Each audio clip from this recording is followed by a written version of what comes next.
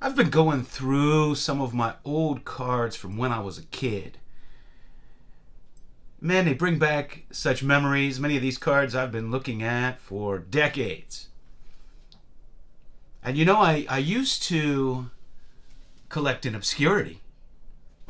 I didn't know a whole lot of other collectors other than my friends from that I grew up with. Talk to people maybe at the occasional, local card shop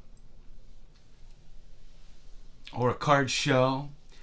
And with the way the hobby has been, I've often thought about going back and collecting in obscurity again because I was so happy doing that.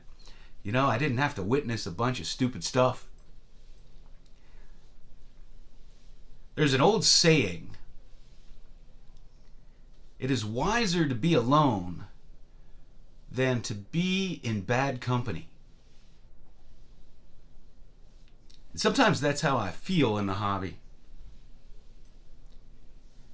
Now,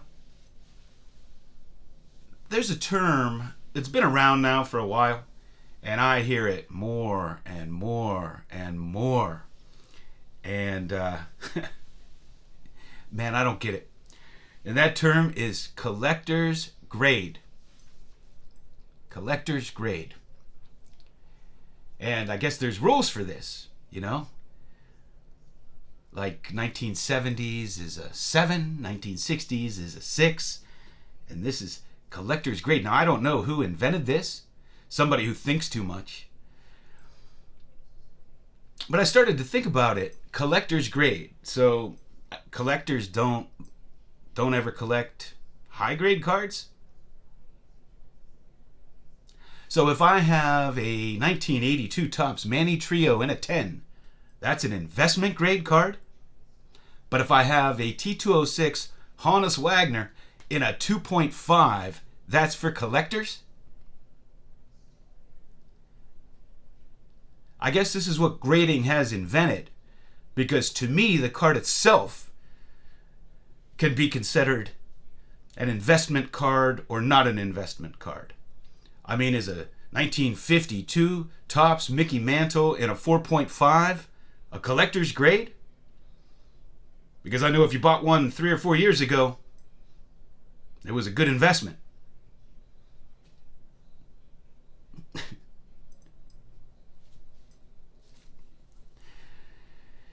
So I'm just going to put this food for thought out there because it's been on my mind.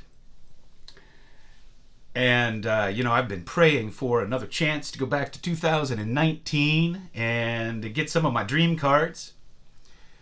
And while we're on dream cards, another common term thrown around in this hobby is Grail card. Now, when I think of the Holy Grail, it's one thing. But people will have 100 Grail cards. Is that really an accurate term? Like, to me, those are dream cards. You can't have 100 different Grail cards. There's only one Grail. But I divest. All right, so there's only been 3 times, now 4. 3 times, now 4, in history where we had an inverted yield curve for 500 days. 1929, 1974, 2008, and now. Just watched earnings come out recently. Facebook, horrifying earnings. CVS, horrifying earnings. Starbucks, horrifying. Disney, horrifying. I mean, these are companies that are McDonald's, horrifying numbers. These are companies that always report great earnings. Are there cracks in the economy right now?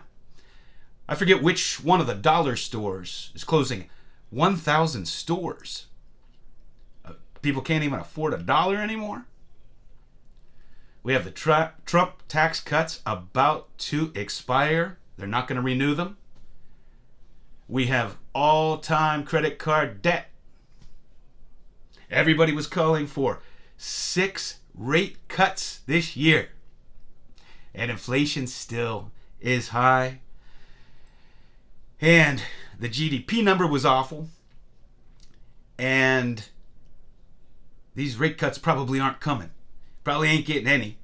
And they keep lowering them. First there were 6, then there were going to be 4, then there were going to be 3.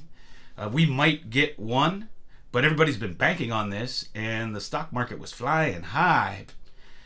Thinking about this. I don't know what's going to happen. I can tell you that Warren Buffett has more cash on hand now than ever before. And he's a pretty savvy guy. And I gave you the statistics and the earnings. Sure, we have some companies still reporting good earnings, but they always do at the peak, don't they? The chart doesn't look too good. My other hobby is, investing. So these things are on my mind. But we may get a chance to get cards for a lot less money. Because I'm telling you right now that if things get bad economically, you can bet your ass cards are going down. We'll see what happens. Hey, I picked up just a few cards. Wanted to show you that came in. First, from Rick's contest, I had, everybody was showing cards that I might not have. And so I did learn about some sets I needed to add. One of them was the 1971 All-State insurance cards. And I picked up a Ty Cobb.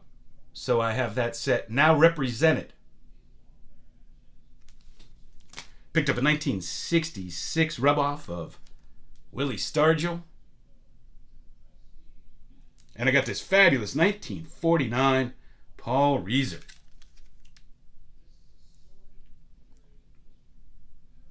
Beautiful card.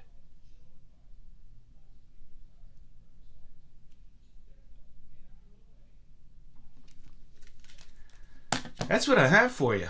Interested in your thoughts on the matter.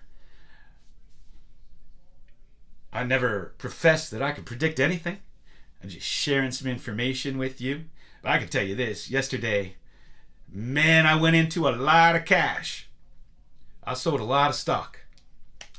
We'll see what happens. Thanks for hanging out with me.